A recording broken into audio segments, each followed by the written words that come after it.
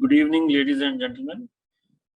On behalf of the Vice Chancellor of Aligarh Muslim University and the whole university fraternity, I wish the organizers of this UI Green Metric World University Ranking Workshop huge success.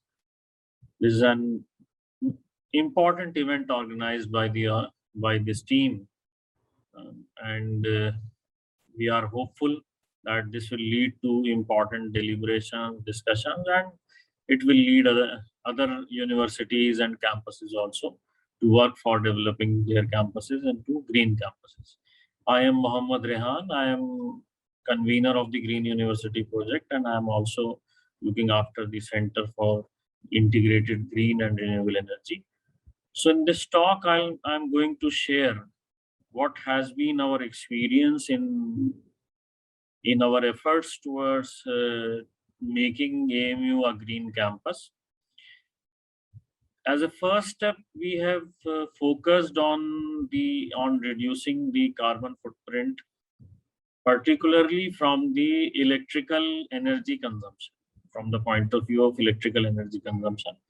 So in this talk, I'll share what we have done, what has been the impact of these initiatives, and what we have learned from these initiatives, their experience, and how we are going to utilize this experience for our benefit, for continuing this development, as well as for assisting others also in making their campuses green.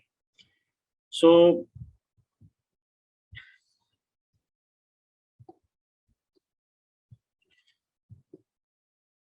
needless to mention, what we are discussing in this workshop is all the genesis is this climate crisis. We are facing an existential threat because of this increasing temperature and global warming. And basically, in last 200 years or so, the CO2 concentration has gone beyond control, and what used to be less than 300 has now crossed even 415 ppm.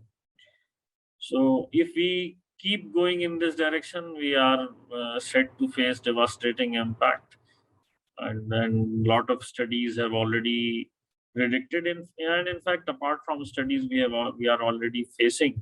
We have seen in recent years how the temperature rise has contributed to these extreme weather events, and how we have faced losses because of this. So keeping that in mind, the United Nations have proposed 17 goals to make this development sustainable, to ensure that the development which we are pursuing is sustainable. But out of these 17 goals, energy occupies a prominent position. And at least 3 of the goals, and in fact, all the goals are interrelated, but 3 of these goals are related to energy. That is goal 7, clean, affordable and clean energy, then climate action 13, and 11, sustainable cities and communities. And interestingly, this workshop is being organized in the month of August, and August is the month of goal 7 actually. So this is very opportune moment for such kind of talk, where we are pursuing goal 7, where affordable and clean energy is the target. So you see, in case of energy also, electricity has become one of the most prominent forms of energy in terms of volume requirement as well as in terms of criticality. And in fact, we are converging to a situation where energy is becoming synonymous with electricity. So if we talk about India, so our electricity requirement is growing exponentially, and we are supposed to surpass the requirements of Europe by 2038 and USA by 2045. And our grid will expand by 6 times by 2039 and by almost 8 times by 2050. And because of the increasing population, improved lifestyle, developing economy, and urbanization. This growth we are expecting.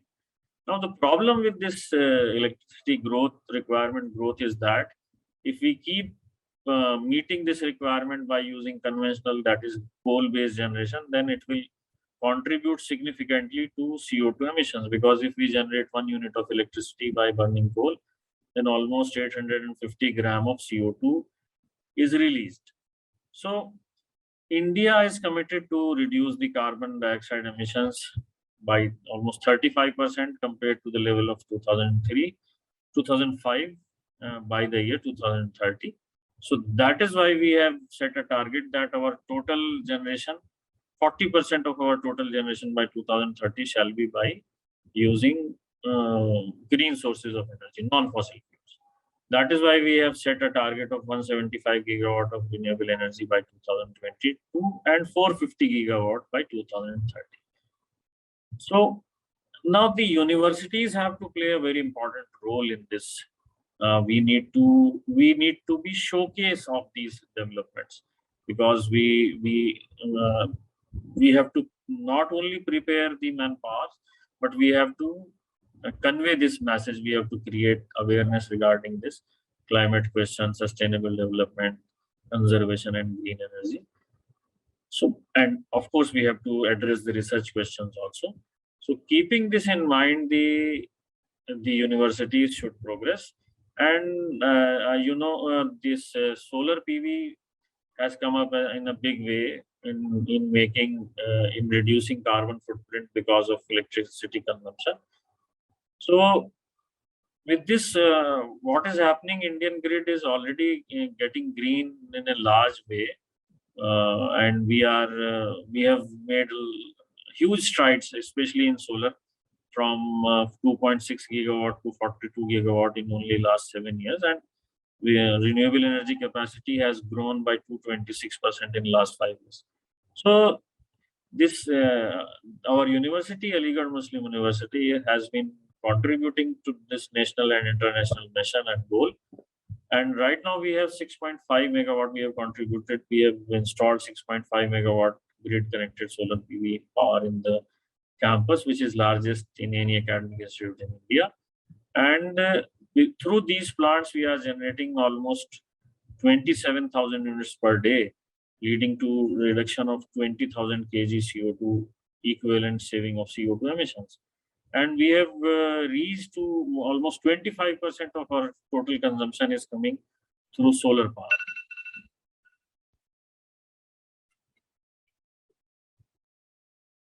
This is our 3.3 megawatt grid connected solar plant, and this is one of our plants on hostel built rooftops.